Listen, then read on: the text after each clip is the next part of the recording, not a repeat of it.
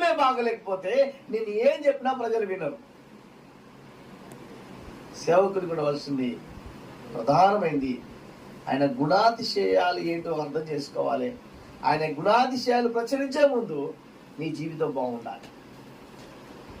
ఈరోజు చాలా మంది అన్న చాలా అద్భుతమైన విషయం చెప్పిండు. ఏమన్నాడంటే శారీరక సంబంధమైన ఆశీర్వాదాల కోసమే పోరాడుతున్నాడు జనాలు. ఓకే, ఏం సంబంధాలు? శారీరక సంబంధమైనవి. నీకు చర్చికి వస్తే ఈ విధంగా దీవించబడతావు, అలా దీవించబడతాం ఖచ్చితంగా. ఎస్, బాగుపడతాం ఖచ్చితంగా. ఎస్, దేవుడు పంట కుప్పలో నుండి దేవుడు పైకి లేపుతాడు ఖచ్చితంగా. కానీ శారీరక సంబంధమైన ఆశీర్వాదాలే కాదు, ఆ పరలోక సంబంధమైన ఆశీర్వాదాలు మనిషి మర్చిపోయి దేవుని గుణాతిశయాలను ప్రచురించలేదు.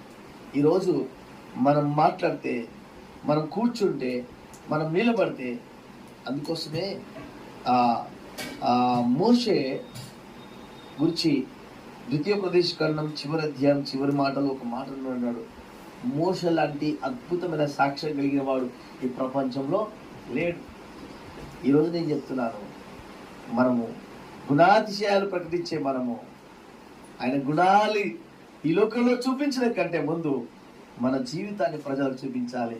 మన ఆలోచన విధాలను ప్రజలు అర్థం చేసుకోవాలి, మన ప్రేమను అర్థం చేసుకోవాలి, మన ఆప్యాయతను అర్థం చేసుకోవాలి.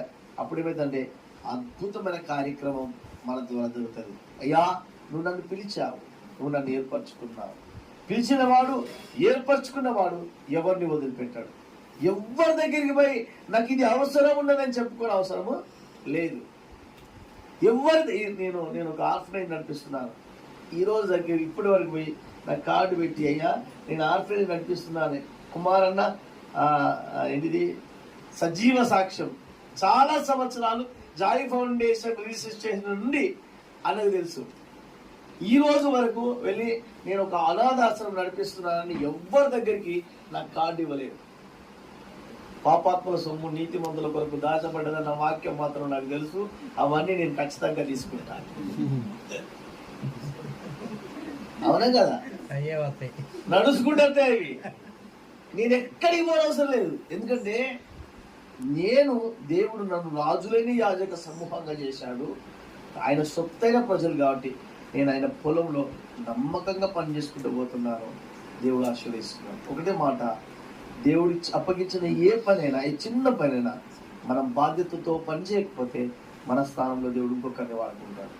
వేరే సెకండ్ ఆప్షన్ లేదు. దేవుడి మాటలు